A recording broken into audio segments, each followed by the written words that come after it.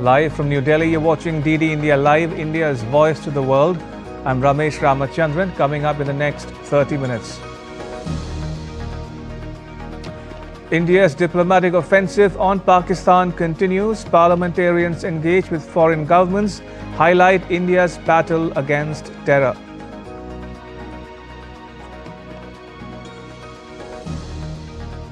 Ukraine's President Zelenskyy reaches Berlin for talks with Germany's Chancellor, as Moscow says it will soon announce the next round of talks with Kiev.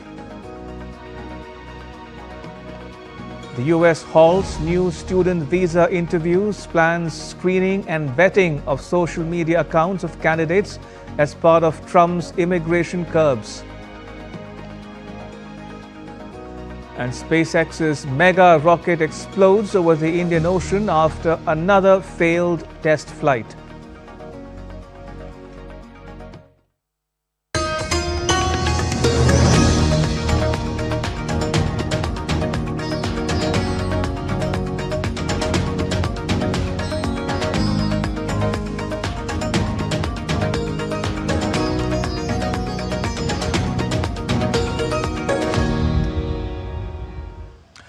New Delhi's message of zero tolerance against terrorism is echoing worldwide, with India's multi-party delegations holding back-to-back interactions with world leaders, parliamentarians, think tanks, media and civil society in different countries to further unmask Pakistan's cross-border terrorism.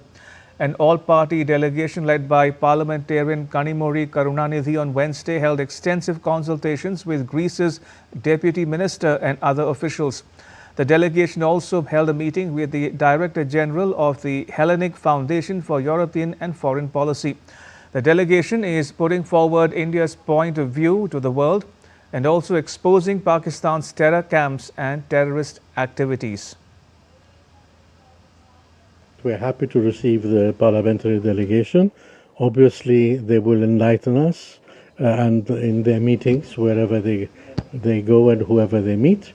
They will give us the dimensions of things from the Indian perspective, which we are very close to. Greece is always supporting India. Earlier, the delegation commenced its official engagements with a meeting involving members of Greece's Parliamentary Committee on Defence and Foreign Affairs, as well as the Greece-India Friendship Group.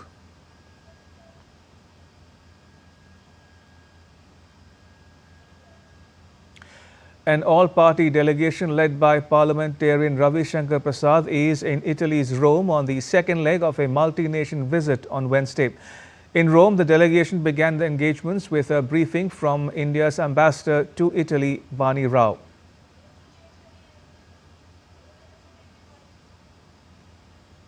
The delegation met the head of the Italian Senate's Foreign Affairs and Defence Committee. The delegation gave a briefing on India's united stance against terrorism and zero tolerance against cross-border terrorism. The lawmaker heading the Senate committee said that one should speak in one voice against terrorism and proposed India-Italy cooperation to address this global scourge. The all-party delegation met with the President of the Committee on Foreign Affairs and European Commission in the Chamber of Deputies, Giulio Tremonti.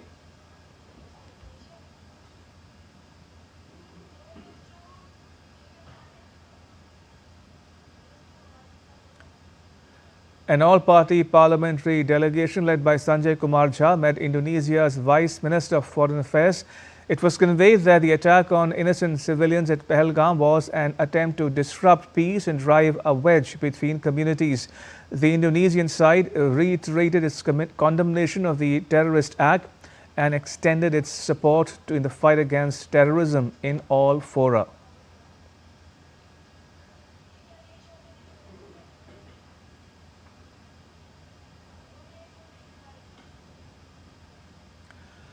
Another all-party delegation led by lawmaker Baijayanth Panda is in Saudi Arabia on the third leg of a four-nation visit. The delegation was received by Major General Abdul Rahman Al-Harbi, the chair of the Saudi Arabia-India Friendship Committee in Riyadh.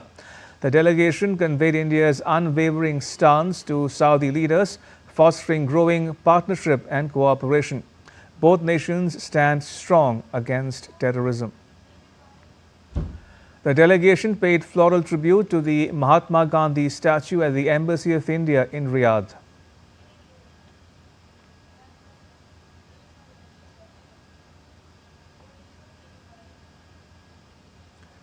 An all-party delegation led by Supriya Sule continued with its engagements in South Africa. The delegation was welcomed and received by Consul General Ruby Jaspreet at Cape Town for a meeting with ministers and parliamentarians of South Africa. The delegation explained the background of terrorist incidents in India, including the recent Pahalgam attack, and conveyed India's united message of zero tolerance against terrorism. The United Nations on Wednesday condemned a US-backed aid system in Gaza after 47 people were injured during a chaotic food distribution where the Israeli military said it did not open fire at crowds. The issue of aid has come sharply into focus amid a hunger crisis coupled with intense criticism of the Gaza Humanitarian Foundation, a shadowy group that has bypassed the long-standing UN-led system in the territory. According to the UN, 47 people were injured in the mayhem that erupted on Tuesday when thousands of Palestinians, desperate for food, rushed into an aid distribution site, while a Palestinian medical source said at least one had died.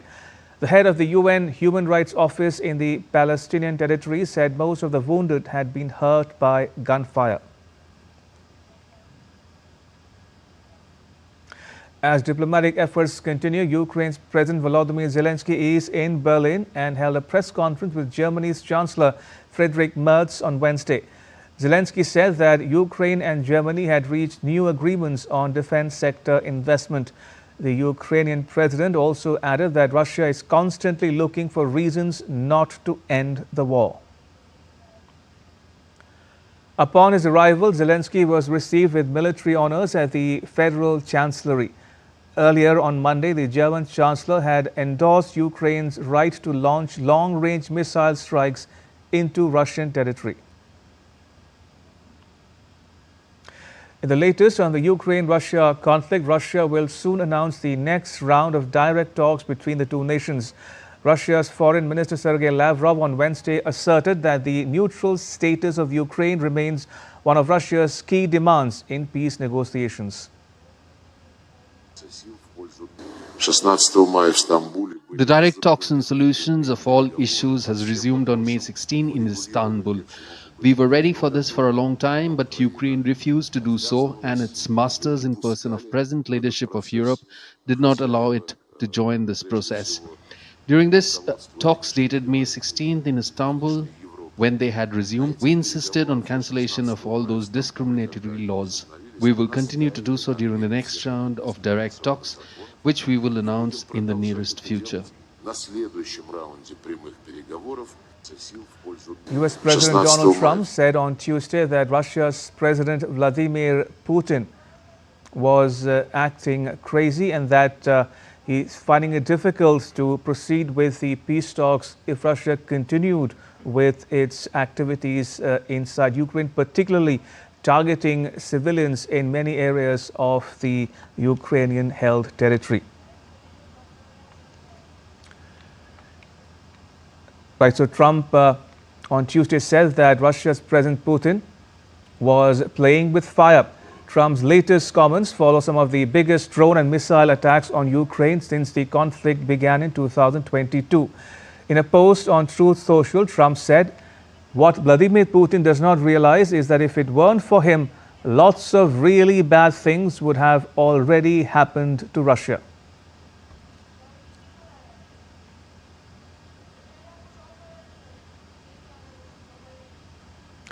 Responding to Trump's remark on Putin, the Kremlin spokesperson Dmitry Peskov said that Putin puts national interests first. Peskov also said that Moscow is thankful for Trump's mediation efforts and will continue contacts with Washington, D.C.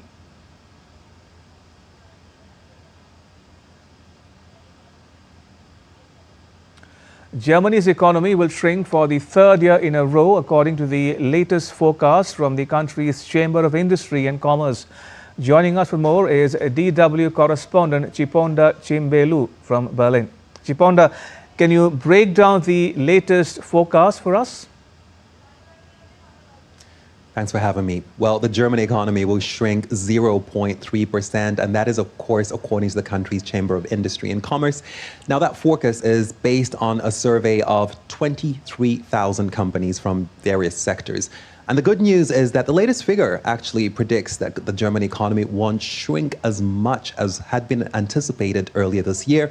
In February, the Chamber of Commerce of Industry said that the economy would shrink by 0.5%. But in the first quarter of this year, of course, the German economy grew faster than had been expected. It expanded 0.4%, and that was mainly because orders from the United States rose rapidly. Now, of course, American importers have been rushing to buy European goods amid the threat of higher tariffs, so Germany's economy has been able to benefit from that trend. But of course, it is not a trend that we can expect to hold for the rest of the year. So, what is expected here? Industry surveys showed that German industry expects exports to decline, and that is, of course, mainly due to the unpredictable trade policy coming out of Washington. Now, 29% of German companies are expecting trade to worsen. Only 1 in 5 firms say they expect to sell more in the coming year. As a result, German companies are planning to invest less in the country, and that is, of course, going to have an impact on the labor market. Now, more than 1 in 5 companies are planning to cut their workforce in Germany. So despite that ongoing skilled labor shortage here in Germany, for some industries, it may be increasingly becoming an employer's market when it comes to hiring. So, is the new government expected to turn things around? Well, if you ask a regular person on the street, the answer is probably going to be no. Germany doesn't have a federal budget right now. The previous government fell apart because of disagreements over spending last November. And the new government, of course, though, does have the 500 billion euros in additional debt for infrastructure spending. So that will probably take some pressure off. But despite that, the government will be expected to make some major cuts. And that is because the additional debt can only be used for infrastructure spending and not for social spending. And the need to spend more in that area is increasing, mostly because of Germany's aging population. The country will need to spend more on health and care. The question, of course, is going to be where that funding is going to come from, especially given that the government doesn't appear to be ready to reform the pension system. And that is, of course, mostly because senior citizens account for a huge chunk of voters. So there is a lot to do, but little will to fix some of the country's ongoing challenges. Chiponda, thank you. Chiponda Chimbelu reporting there from Berlin. Right, moving on, France and Indonesia on Wednesday signed a preliminary defense pact that could lead to new orders of military equipment from Paris, including Rafale fighter jets and Scorpene submarines. In 2022, the two countries signed an $8.1 billion defense deal that included an order for 42 Rafale fighter aircraft made by France's Dassault Aviation, as well as a series of agreements including submarine development and ammunition. Indonesia and France signed a host of other memoranda of understanding, including one on cooperation between French mining company Eramet and newly established Indonesian sovereign wealth fund called Danantara. As Tehran and Washington, D.C. prepare for a 6th round of talks to resolve a decades-long dispute over Iran's nuclear program, Iran's nuclear chief has said that the country might allow the UN atomic watchdog to send U.S. inspectors to Iranian sites if talks succeed. Take a listen. In the current nuclear negotiation conditions, if certain issues are raised, agreements are made, and Iran's demands are considered, we are open to reconsidering allowing American inspectors through the UN nuclear agency, IAEA, at that time. All right, now take a look at what else is making news around the world. At least 7 people died when a migrant boat capsized as rescuers were escorting it to port in Spain's Canary Islands on Wednesday. The open-top boat, laden with about 180 people, went down as it neared La Restinga harbour on El Hierro. Turkey's President Recep Tayyip Erdogan and Azerbaijan's President Ilham Aliyev jointly inaugurated the Lachin International Airport. Lachin was the site of a mass exodus of approximately 100,000 ethnic Armenians following Azerbaijan's decisive victory in September of 2023. The 40th anniversary of Belgium's Heysel Stadium disaster will be commemorated on Thursday. There will be events in Brussels and Turin to mark the anniversary. Liverpool Football Club have also revealed plans for a new Heysel Memorial at Anfield, which is expected to be installed later this year. And still to come on DD India Live. It's official, Chhattisgarh's Bastar district in India is Naxal-free. An Indian athlete, Tjaswin Shanker, wins silver medal in decathlon at the Asian Athletics Championships, becomes the first Indian to win 2 medals at the event.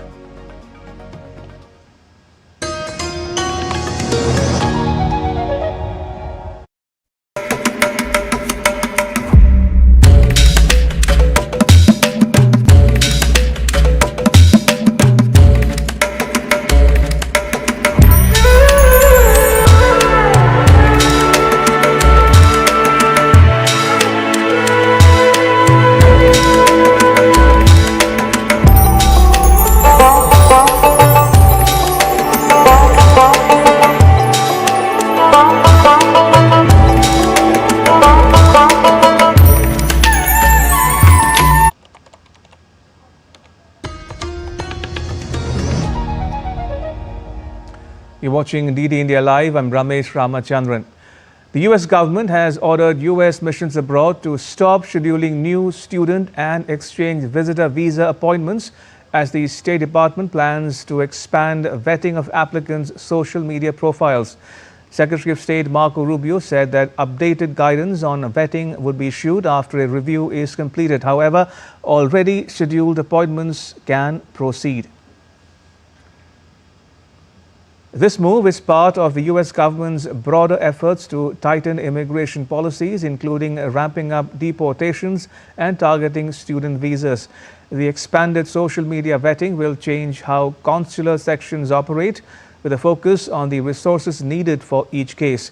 The government also links student visa holder support for Palestinians or criticism of Israel to potential deportation, accusing them of threatening US foreign policy.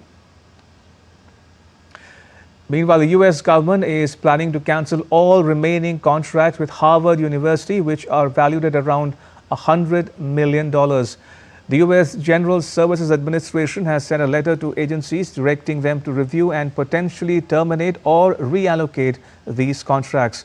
This move follows the government's broader push against Harvard, including cancelling nearly $3 billion in research grants and attempting to revoke the university's ability to enroll international students. A judge temporarily blocked this move, but the government has stopped scheduling new student and exchange visitor visa appointments. SpaceX's prototype Starship exploded over the Indian Ocean on Tuesday, capping another bumpy test flight for the rocket that is central to billionaire Elon Musk's dream of colonizing Mars.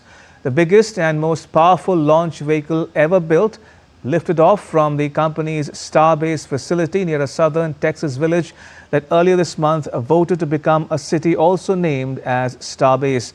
Excitement ran high among SpaceX engineers and spectators alike after the last 2 outings ended with the upper stage disintegrating in fiery cascades over the Caribbean.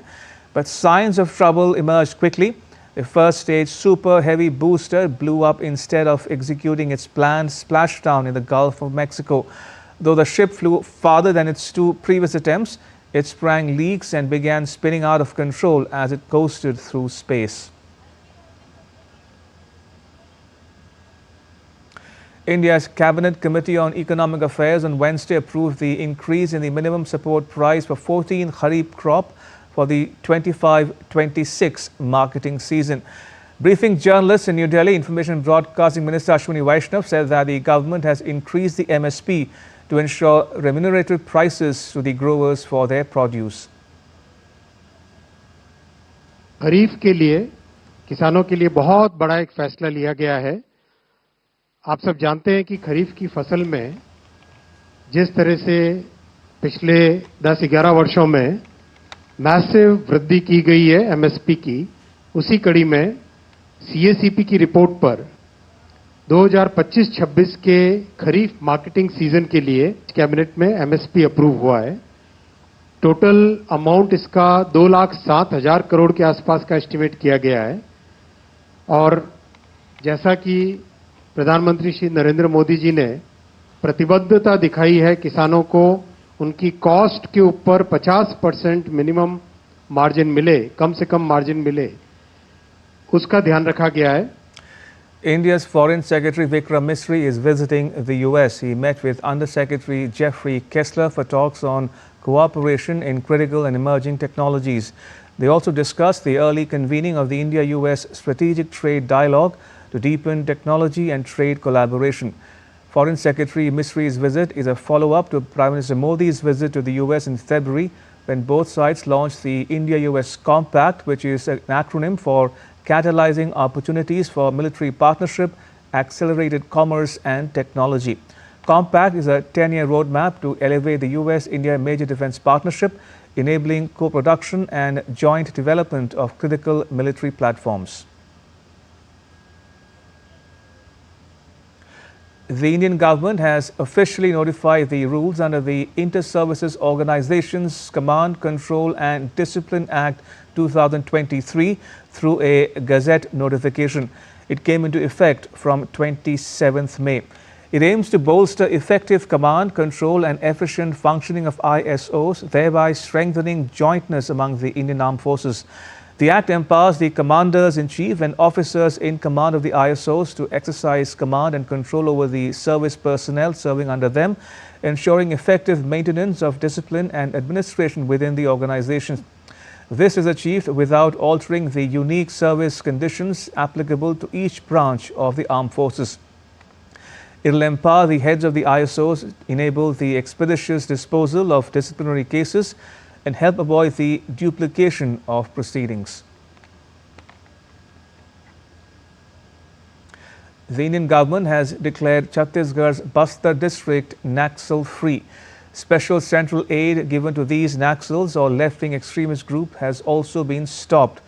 The Home Ministry categorized districts across various states into 4 groups based on Naxal activity. Of the 58 identified districts, 18 are currently impacted by active Naxal operations, while 28 are classified as previously affected. And in sports, Indian athlete Tjaswin Shanker on Wednesday became the first Indian to win 2 medals in the decathlon at the Asian Athletics Championships in Gumi, South Korea. Tjaswin, who holds the national record in the event, finished with 7,618 points to claim silver at the 2025 edition, adding to his bronze from the 2023 championships. Going into the 1500-meter race, the final event of the decathlon, Tjaswin stood third in the standings, earning 693 points, which lifted him to the silver medal. His silver was India's 7th medal at the 2025 Asian Athletics Championships. On to badminton now. India men's doubles pair of Satvik Sairaj, Ranki Reddy and Chirag Shetty advanced to the round of 16 at the Singapore Open, a BWF World Tour Super 750 event on Wednesday. The Indian duo defeated Malaysia's Muhammad Haikal and Chung Hon Jian 21-16, 21-13 in just 37 minutes. Earlier, India's singles player Lakshya Sen exited Singapore Open after he was forced to retire hurt during his round of 32 clash against Chinese Taipei's Lin Chunyi. The two were tied in the deciding game when Sen withdrew. Barcelona's teenage sensation Lamine Yamal has signed a contract extension that will keep him at the Spanish club until 2031. The 17-year-old helped Barcelona win La Liga and the Copa del Rey with 18 goals and 25 assists in 55 matches. The Spanish international could become Barcelona squad's highest paid player if he meets certain performance-related clauses. After a stunning season, Yamal is also a leading contender for this year's Ballon d'Or. And that's all for this edition of DD India Live. Let us know your thoughts on the news of the day. You can get the latest news and updates on DD India mobile app. It's available on both Android and iOS platforms. Scan the QR code that's now on your screen to download it. And we'll be back with more news as it breaks here on DD India. I'm Ramesh Ramachandran from all of us here in New Delhi. Thanks for watching DD India Live.